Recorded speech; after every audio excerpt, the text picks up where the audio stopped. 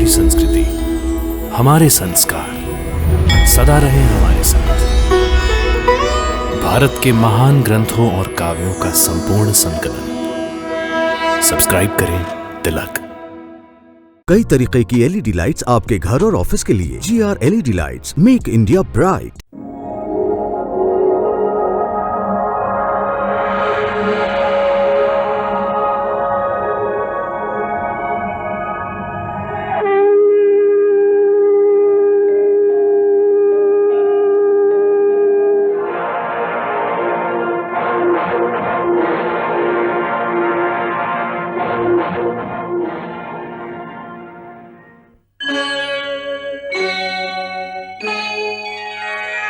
कृष्णा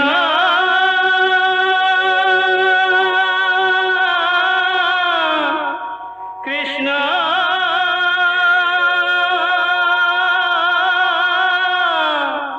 हरे कृष्णा हरे हरे।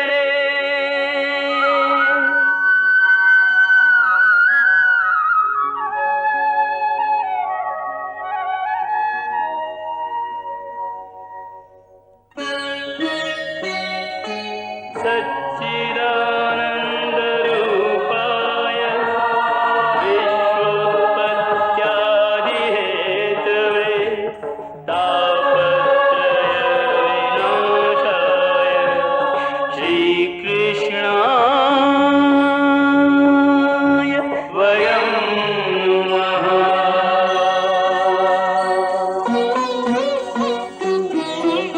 श्रीकृष्ण गोविंद हरे मुरारे, हे नाथ नारायण वासुदेव। हरे कृष्ण राधे राधे कृष्ण कृष्ण कृष्ण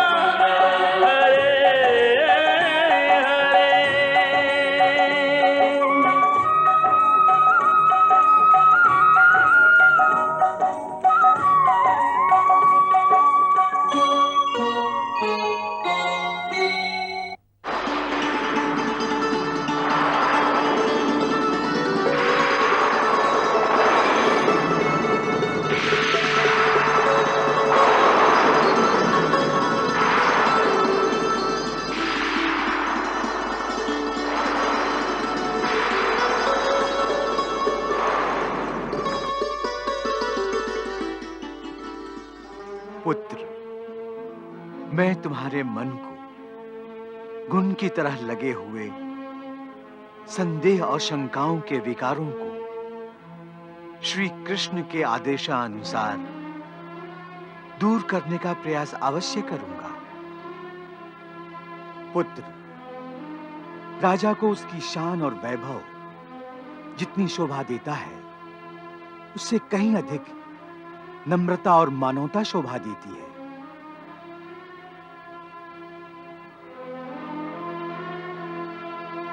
पुत्र युधिष्ठिर, धर्म और राजधर्म के मेल से राज्य और प्रजा दोनों सांसारिक धन और आध्यात्मिक संपत्ति से संपूर्ण होंगे।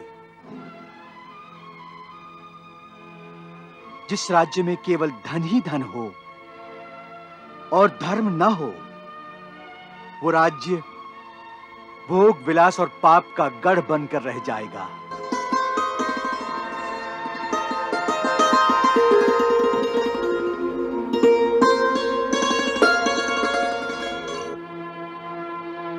हे राजेंद्र, सत्य जिस प्रकार ऋषियों का श्रेष्ठ धन है, उसी प्रकार राजाओं का भी श्रेष्ठ धन सत्य है। सत्यवान, सदाचार, दयाशील, धर्मनिष्ठा, जितेंद्रिय और दानी राजा कभी संपत्तिहीन नहीं होता है। बुरी आदतों से राजा को सर्वदा दूर रहना चाहिए। भोग विलास के मारे राजा का प्रजाजन तिरस्कार करते हैं। हे युधिष्ठिर, बलवान राजा भी अपने निर्बल शत्रु को कभी तुच्छ न समझे, क्योंकि याद रखो, चिंगारी भी संपूर्ण महल को जलाने की क्षमता रखती है। थोड़ा सा विष भी प्राण हरण कर सकता है। हे युधिष्ठिर, एक राजा को कभी निराश नहीं होना चाहिए, ना कभी उसे अपना धीरज खोना चाहिए। जिस राजा में ये सारे गुण हों, वही राजा पृथ्वीपति बनता है। पुत्र युधिष्ठिर, जिस राजा के परामर्शदाता राजा को गलत परामर्श देते हैं, उस राजा का पतन निश्चित होता है।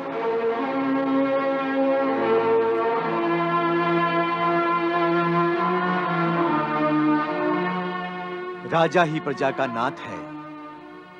राजा के बिना प्रजा अनाथ है। हे युधिष्ठिर, अपने मन की व्यथा में डूबकर और राज्य के प्रति अपने कर्तव्य से भागकर क्या तुम हस्तिनापुर की प्रजा को अनाथ करना चाहते हो? राजा का और राज धर्म का महत्व जान लो युधिष्ठिर, और राज त्याग की भावना को ही मन से त्याग दो। युधिष्ठिर, राजा ही प्रजा का पिता है। राजा ही प्रजा की माता है, भ्राता है, पुत्र है। वो समस्त परिवारों का कर्ता है, प्रमुख है। यदि कर्ता ही परिवार से चला गया तो परिवार की क्या दशा होगी? हे युधिष्ठिर, यदि राज्य व्यवस्था और राजा ना हो तो राज्य की क्या दशा होगी? इसका वर्णन गुरु श्रेष्ठ बृहस्पति के शब्दों से सुनो।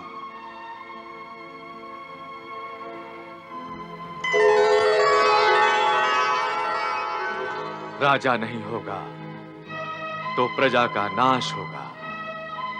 राज्य में अराजकता होगी। स्त्री, पुत्र, परिवार, संपत्ति शून्य हो जाएगा। धर्माचरण करने वालों पर अत्याचार होंगे। अधर्मों को प्रतिष्ठा मिलेगी। माता पिता, गुरु, आचार्य, अतिथि और बड़े बूढ़ों को अपमानित किया जाएगा। राज्य में हाहाकार मच जाएगा। हाहाकार।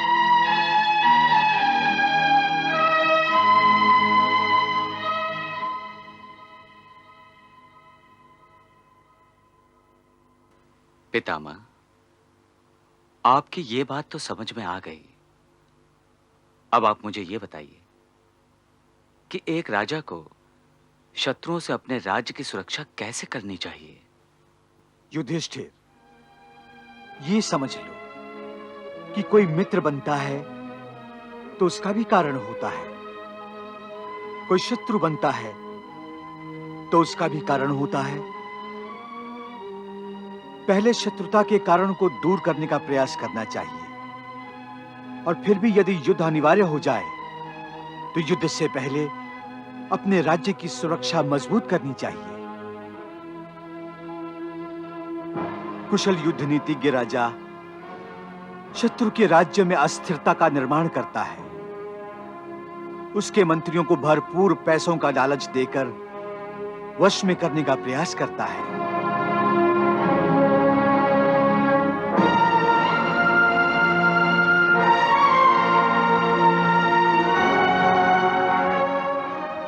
शत्रु राज्य की प्रजा में कलह पैदा करता है, जिससे प्रजा में असंतोष निर्माण होता है और शत्रु कमजोर पड़ जाता है। शत्रु पर संपूर्ण विजय प्राप्त करने में यदि राजा सफल नहीं हुआ तो शत्रु के प्रदेश को आग लगाकर जलाकर राख कर देना चाहिए। शत्रु की सेना का जितना विनाश कर सके उतना कर देना चाहिए। नदी पर बंधे पुल ध्वस्त कर देना चाहिए।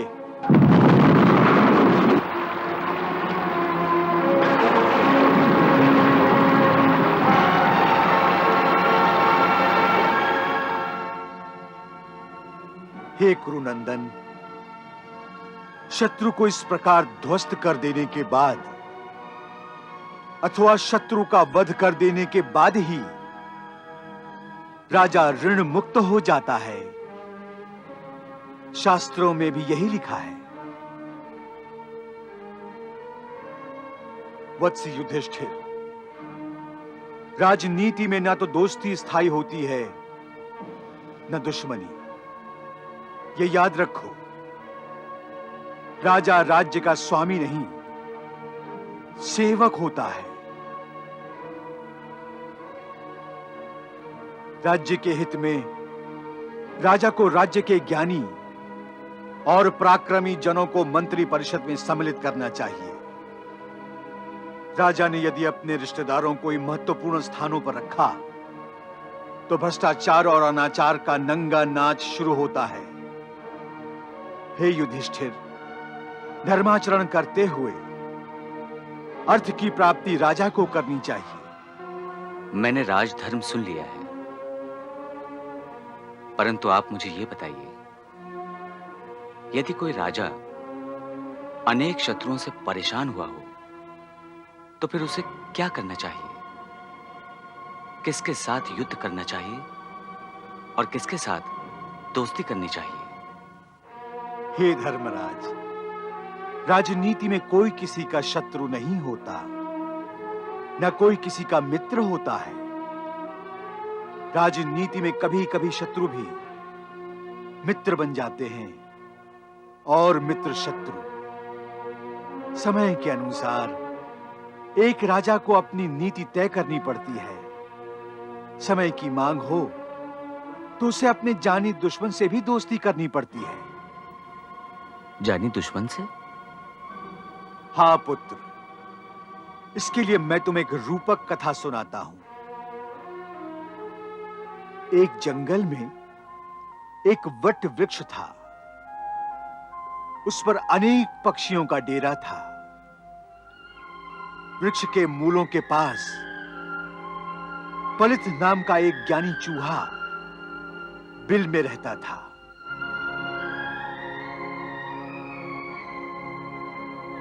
वृक्ष का आश्रय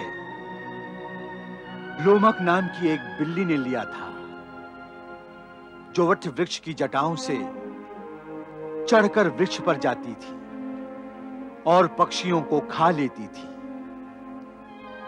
ये लोमक पलित को खाने का हर प्रयास करती थी, परंतु पलित तत्काल अपने बिल का आश्रय ले लेता था। इसलिए लोमक पलित को नहीं खा सकी थी। एक दिन जंगल में एक शिकारी आया। उसने जाल बिछा दिया। उस जाल में एक हिरन फंस गया। शिकारी ने रात को हिरन को मारकर उसका मांस पकाकर खाया। दूसरे दिन शिकारी फिर जाल बिछाकर चला गया। रात हो गई थी। बिल्ली चूहे को खाने के लिए वृक्ष की शाखा से नीचे आ गई और जाल में फंस गई। चूहा खुश हुआ, निर्भय होकर जाल के पास गया।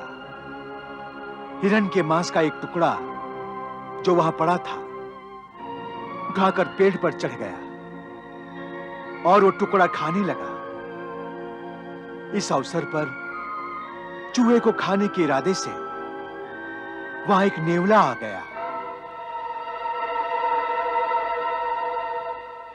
नेवले के रूप में अपनी मृत्यु को देखकर चूहा घबरा गया।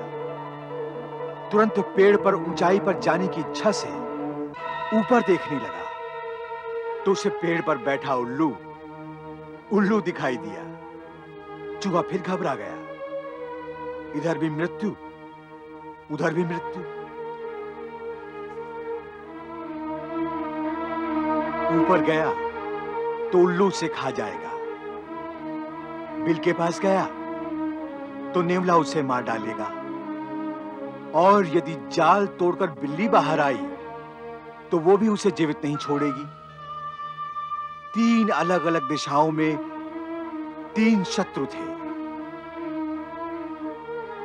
तीनों शक्तिमान थे, परंतु चूहे के पास कुशाग्र बुद्धि थी। उसने कुशल नीति अपनाई और अपने जानी दुश्मन बिल्ली से दोस्ती की। उसने बिल्ली से कहा, हे लोमक, उल्लू और नेवला मुझे मार डालेंगे। कल सुबह शिकारी आ गया तो वो तुम्हें मार डालेगा। हम दोनों के प्राण संकट में हैं। क्यों ना हम दोनों दोस्त बनकर एक दूसरे की मदद करें। तुम नेवला और उल्लू से मेरी रक्षा करो, मैं जाल तोड़कर शिकारी से तुम्हारी रक्षा करूंगा। बिल्ली ने तुरंत चूहे की दोस्ती का हाथ थाम लिया। उसने कहा, मैं तुम्हें मारूंगी नहीं, तुम मेरे पास आओ, निश्चिंत हो जाओ और जाल अपने दांत से कुतर डालो। चूहा बिल्ली के पास गया, बिल्ली के पास बैठा। नेवला और उल्लू दोनों की दोस्ती देखकर हैरान हुए। दोनों चूहे का कुछ न बिगाड़ सके और चुपचाप खिसक गए। तब बिल्ली ने चूहे से कहा, हे मित्र, अब तुम ये जाल तोड़कर, कुतर कर मुझे मुक्त कर दो। चूहे ने कहा, नहीं मित्र, यदि इस समय मैंने जाल कुतर कर तुम्हें मुक्त कर दिया तो तुम मुझे तत्काल खा जाओगी। हम मित्र इसलिए हैं कि हम दोनों के प्राण संकट में हैं। इसलिए जब वो शिकारी आएगा तो मैं ये जाल तोड़कर तुम्हें मुक्त करूंगा। दूसरे दिन शिकारी को कुत्तों के साथ आते हुए देखकर चूहे ने जाल कुतरकर बिल्ली को मुक्त कर दिया। बिल्ली भी अपनी जान बचाने पेड़ पर चढ़ गई और चूहा अपने बिल में घुस गया। जैसे ही शिकारी गया, बिल्ली ने बिल के पास आकर चूहे से कहा, अब हम दोनों दोस्त हैं, बाहर आ जाओ। चूहे ने कहा, नहीं, हमारी जान को जो खतरा था वो अब टल चुका है। अब हम मित्र भी नहीं रहे। यदि मैं इस समय बाहर आया तो तुम मुझे खा जाओगी। बिल्ली निराश हो चुकी थी और निराश होकर चुपचाप चली गई। इसका तात्पर्य तुम्हारी समझ में आया पुत्र युधिष्ठिर? हाँ पितामह, प्रसंग के अनुसार, संकट के अनुसार दोस्त शत्रु बन जाता है और शत्रु दोस्त बन जाता है। हाँ पुत्र, समझदार लोग अच्छी बातों को तुरंत ग्रहण कर लेते हैं। तुम भी मेरी इन बातों को गांठ में बांधकर अपने पास रखो। पितामह, आज आपने जो मुझे ज्ञान प्रदान किया है उससे मैं धन्य हो गया पितामह, धन्य हो गया। काश पितामह के बदले इच्छा मृत्यु का वरदान मुझे प्राप्त होता तो मैं पितामह से पहले ही मृत्यु को मेरे प्राण हरण करने के लिए बुलवा भेजता। नहीं नहीं महाराज, ऐसा नहीं कहते।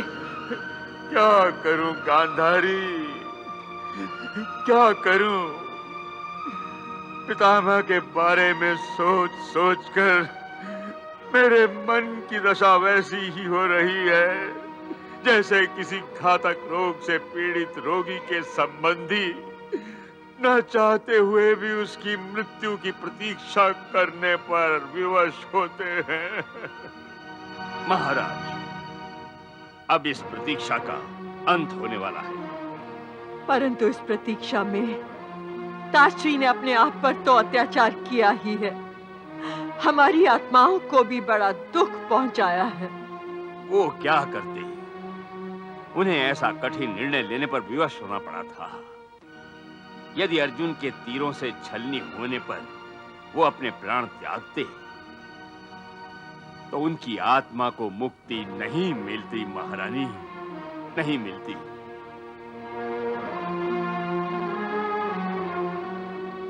उस समय सूर्य दक्षिणायन में था ना, इसीलिए पितामह सूर्य के उत्तरायण में प्रवेश करने की प्रतीक्षा कर रहे थे। और अब सूर्य उत्तरायण में प्रवेश कर चुका है। अर्थात हमसे उनके बिछड़ने का समय आ गया है। हाँ,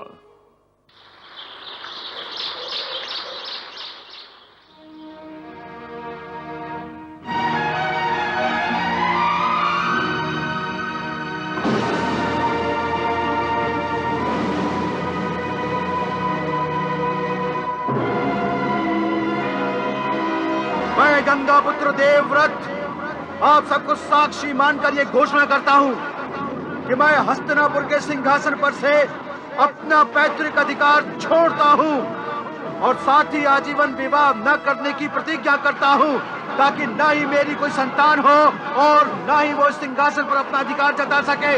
और मैं ये घोषणा करता हूँ कि मेरी छोटी माता सत्यवती और उनकी संतान का हस्तिनापुर के सिंहासन पर एकाधिकार रहेगा। पितामह,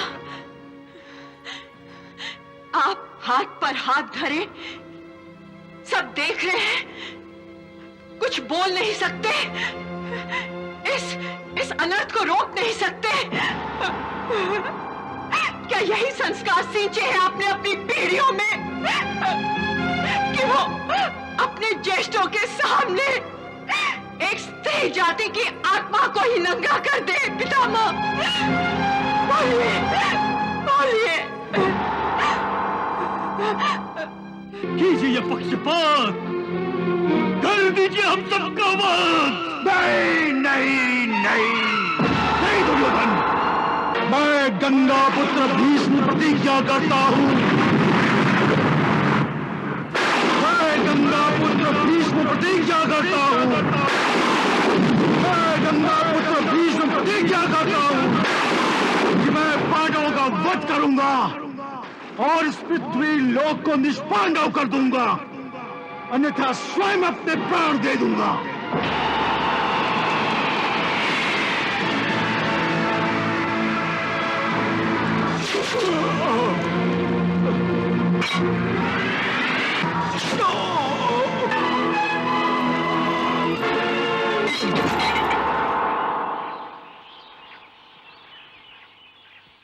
वीर सिंह। आज्ञा महाराज। उत्तरायण प्रारंभ हो चुका है। हस्तिनापुर में मकर संक्रांति के अवसर पर दान धर्म किया जा रहा होगा, पूजा पाठ हो रहा होगा, उत्सव मनाया जा रहा होगा। हाँ महाराज। तुम महाराज युधिष्ठिर को संदेश भेजो कि मैं धृतराष्ट्र और गांधारी सहित सभी से मिलना चाहता हूं। और हां, तुम महाराज तक मेरी ये इच्छा भी पहुंचा दो कि मैं भगवान श्री कृष्ण के दर्शन करना चाहता हूं। महाराज युधिष्ठिर मेरी ओर से भगवान श्री कृष्ण से सभी के साथ यहां आने की याचना करने का कष्ट करें। आपकी आज्ञा का पालन होगा महाराज।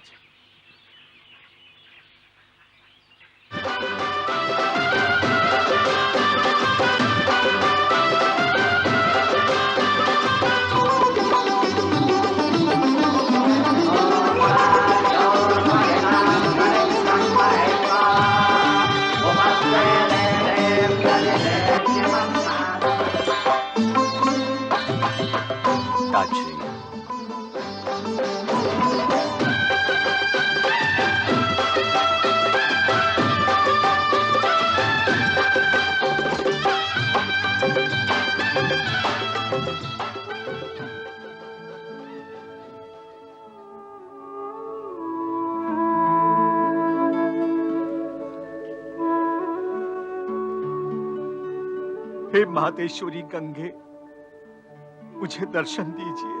माँ, मुझे दर्शन दीजिए।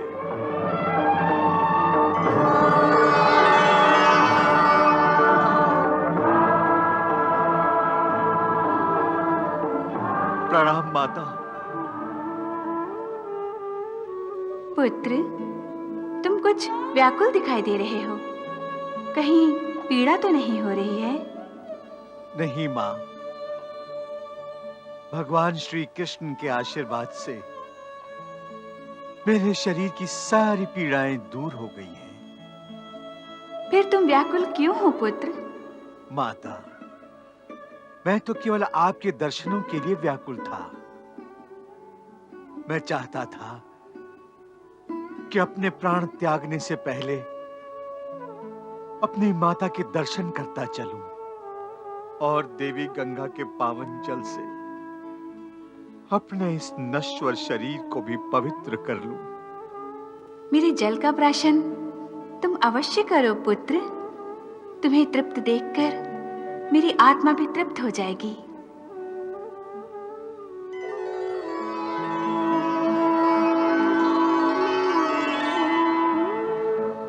धन्यवाद माता। पुत्र, तुम अपने मन से यह विचार निकाल दो कि तुम या तुम्हारा शरीर किसी पाप से दूषित है। पुत्र, मुझे गर्व है कि मैंने तुम जैसी महान आत्मा को जन्म दिया। तुम आज भी नवजात बालक की भांति निष्पाप हो।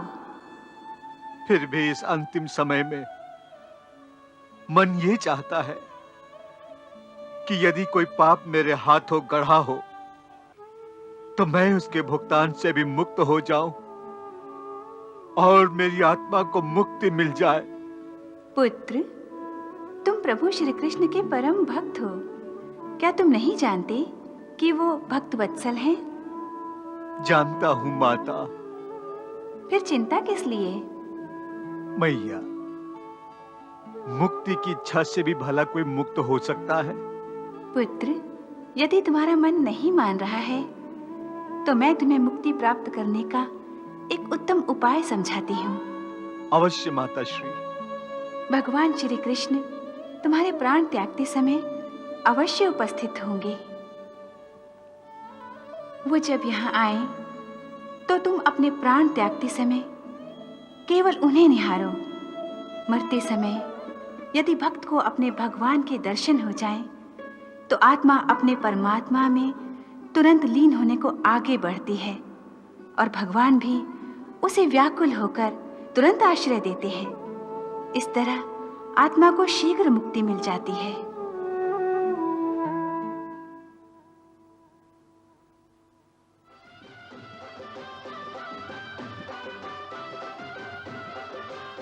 वासुदेव,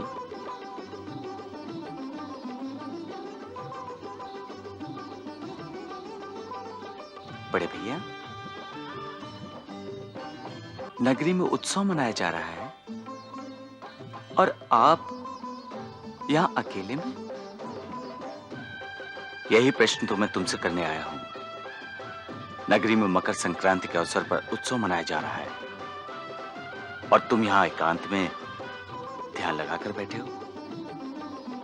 मुझे आश्चर्य हो रहा है केशव। किस बात पर बड़े भैया? इस बात पर कि तुम स्वयं भगवान हो। फिर तुम किसका ध्यान कर रहे हो केशव? बड़े भैया, जब आपसे कोई बातें करता है तो आप सब कुछ छोड़ छाड़ कर उसकी बातें ध्यान से सुनते हैं कि नहीं? हाँ, सुनता हूं। तो फिर जब मेरे भक्त मेरी ओर ध्यान लगाते हैं तो मैं कैसे उनसे ध्यान हटा सकता हूं? परंतु नगरी के उत्सव को छोड़कर इस समय ऐसा कौन सा विशेष भक्त है जिसमें तुम ध्यान लगा रहे हो कृष्णा? आपने ठीक समझा बड़े भैया। मैं इस समय पितामह भीष्म का ध्यान लगा रहा था। पितामह? हाँ, उत्तरायण के शुभ घड़ी में सारा संसार खुशियां मना रहा है, परंतु पितामह के लिए नहीं, क्योंकि पितामह ने इस घड़ी का चयन अपनी मृत्यु के लिए जो किया है। इसीलिए पितामह अपने अंतिम क्षणों में मेरा स्मरण कर रहे हैं। आखिर वो अशुभ घड़ी आ ही गई कृष्णा, जिससे मेरा मन दूर भाग रहा था। बड़े भैया, पितामह के मोह में आप इस घड़ी को अशुभ समझ रहे हैं। सच तो यह है कि पितामह ने अपनी मृत्यु के लिए इस घड़ी का चयन बहुत सोच समझ कर किया है।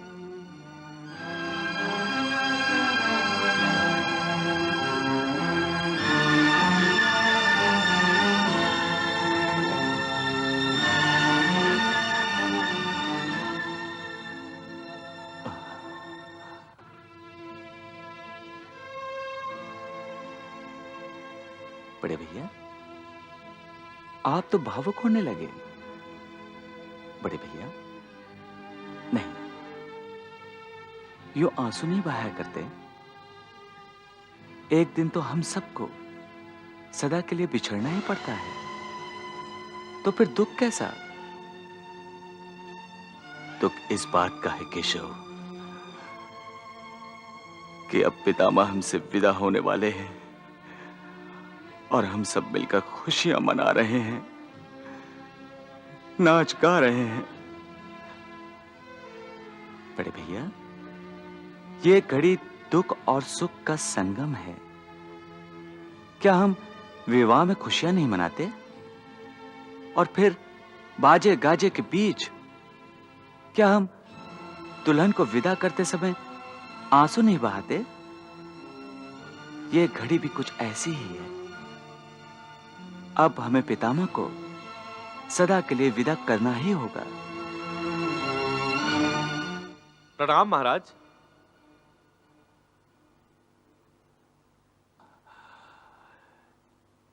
क्या बात है प्रहरी? महाराज, वीर सिंह पितामह का सेवक आपके लिए पितामह भीष्म का संदेश। बड़े भैया, लगता है पितामह ने हम सबको बुला भेजा है। महाराज, वो धृतराष्ट्र और गांधारी सहित सभी को मिलना चाहते हैं और भगवान श्री कृष्ण के दर्शन करना चाहते हैं। चलिए बड़े भैया, पितामह हमारी प्रतीक्षा कर रहे हैं। चलिए।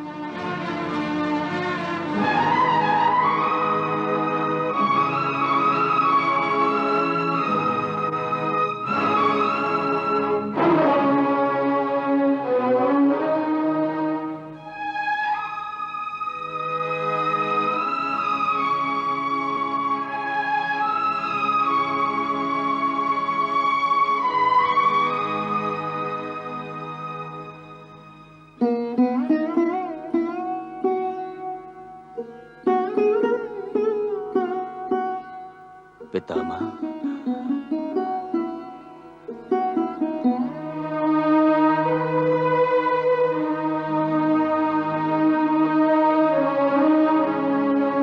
पितामह, देखिए, आपसे मिलने के लिए आपके परिवार के सभी लोग यहाँ पर आ गए हैं। पितामह, प्रणाम पितामह।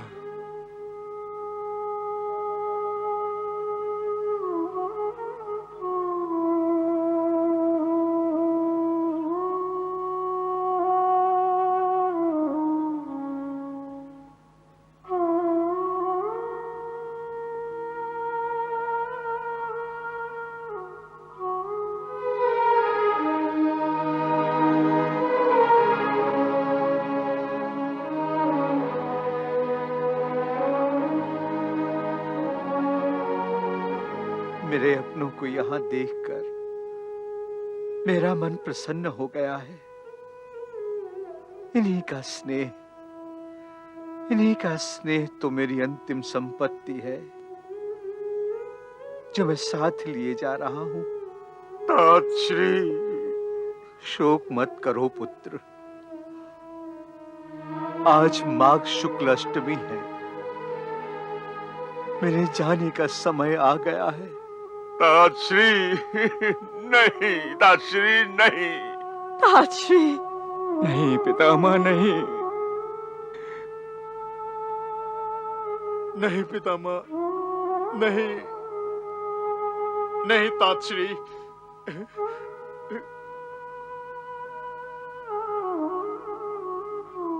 नहीं पितामह, नहीं।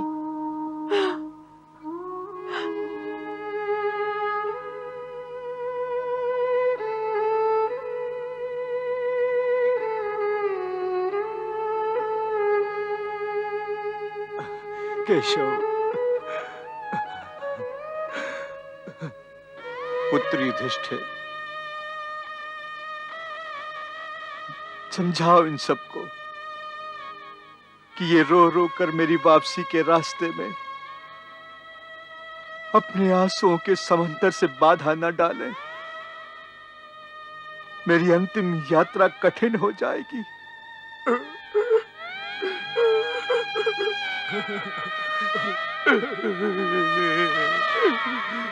पुत्र धृतराष्ट्र, मुझे हंसते हंसते विदा करो। तुम तो धर्म जानते हो, ज्ञानी हो, फिर अब मोह के अधीन क्यों होते हो? प्रारब्ध के अनुसार ही सब कुछ होता है पुत्र, फिर ये शोक क्यों? हे धृतराष्ट्र, हे गांधारी, हे कुंती, हे पांडवों, मेरा अंतिम उपदेश याद रखो। सदा सर्वदा सत्य का पालन करो। सत्य जैसा सामर्थ्यशाली कोई दूसरा नहीं होता। पुत्र युधिष्ठिर, पृथ्वी का पालन धर्म से करो।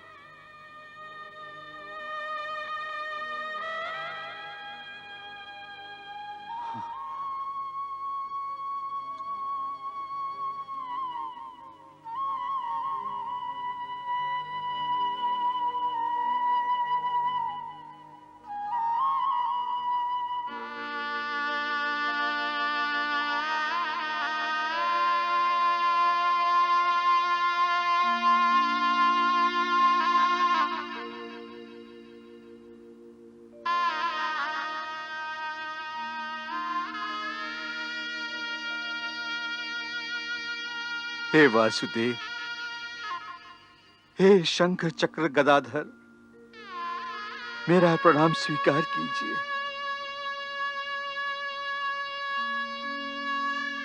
और अपने श्री चरणों में मुझे आश्रय दीजिए। प्रभु, मेरी बड़ी इच्छा थी कि मैं इस युद्ध में स्वयं आपके हाथों मारा जाऊं और मेरी आत्मा को तुरंत मोक्ष की प्राप्ति हो जाए। इस युद्ध भूमि पर मेरे प्रति अर्जुन के प्रेम, स्नेह और आदर को देखकर आपने हथियार न उठाने पर विवश होकर जब सुदर्शन चक्र धारण किया था और मेरी ओर क्रोध से आगे बढ़े थे, तो मानो मेरी आत्मा मेरे शरीर से निकलकर आपका स्वागत करने के लिए आगे बढ़ी थी, क्योंकि आपके हाथों मरकर मुझे तत्काल मोक्ष की प्राप्ति हो जाती। परंतु अगले ही क्षण मुझे निराश होना पड़ा था, क्योंकि अर्जुन ने आपको रोक लिया था। हे पितामह, मनुष्य को कभी भी निराश नहीं होना चाहिए। हाँ प्रभु, मनुष्य को ईश्वर से तो कभी निराश नहीं होना चाहिए। और इस समय तो मैं बिल्कुल निराश नहीं हूं, क्योंकि माता श्री ने मुझे तुरंत मुक्ति प्राप्त करने का उपाय बता दिया है। हे प्रभु, अब इस नश्वर शरीर और संसार को त्यागने की आज्ञा दीजिए। हे निष्पाप, हे महामानव, हे पितामह, संसार में अब आपका कार्य संपूर्ण हो चुका है।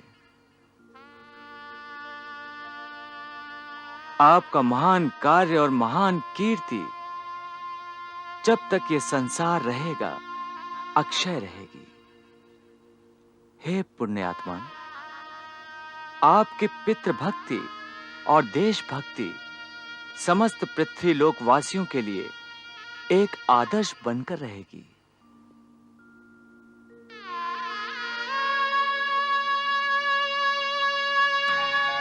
हे प्रभु, मेरा अंतिम समय आ गया है। अब मुझे अपने प्राण त्यागने की आज्ञा दीजिए। प्रभु, आप जानते हैं, इस मोहग्रस्त मन को अब संसार का मोह नहीं रहा है, पर एक अंतिम लालसा है।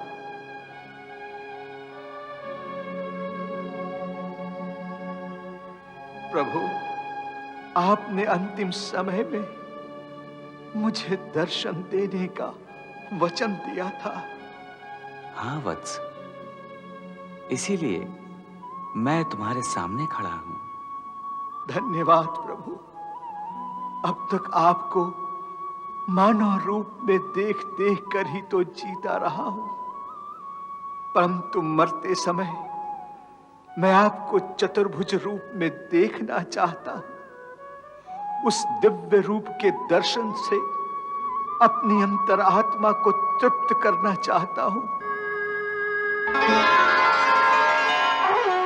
तथास्तु।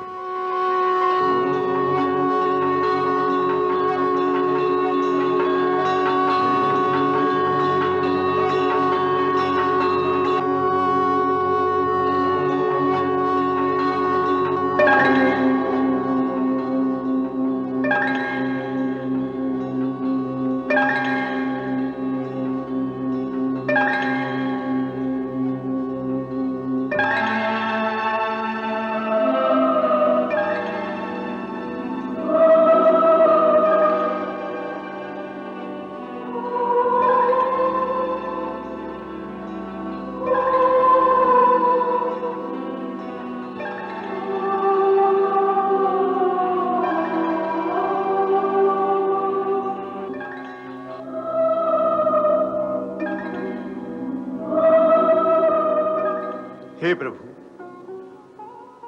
गंगा मैया ने मुझे कहा था कि आपको सामने रखकर ही मैं अपने शरीर का त्याग करूं, तो मुझे उसी समय आपके श्री चरणों में मुक्ति प्राप्त हो जाएगी।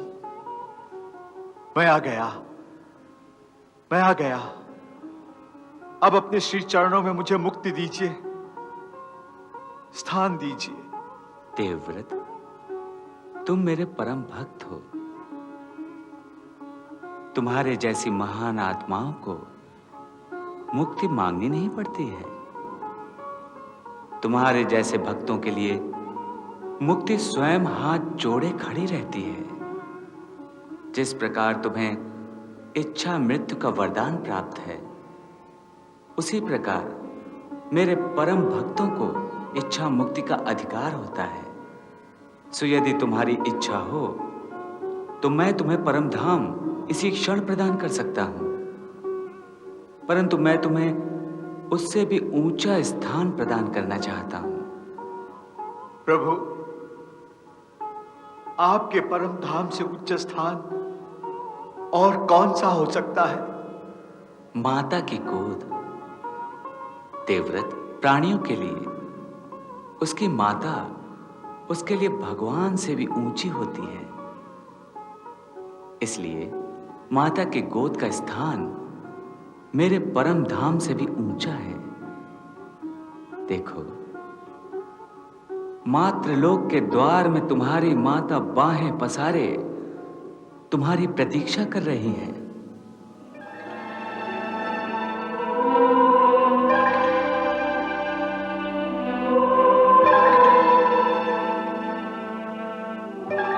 वत्स, मैं तुम्हें मातृलोक में वो स्थान प्रदान करता हूं जो स्वर्ग का भी स्वर्ग है।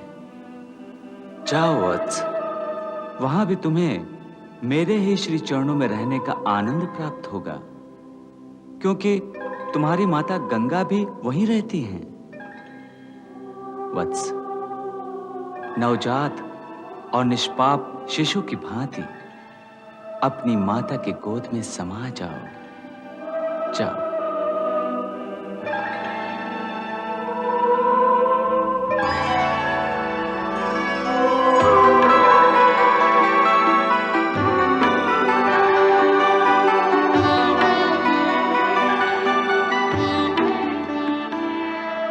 निष्काम जीवन जीकर जगत से जाने वाले तुझको प्रणाम। जाने वाले तुझको प्रणाम।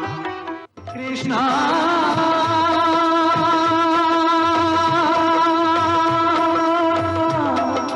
हरे कृष्णा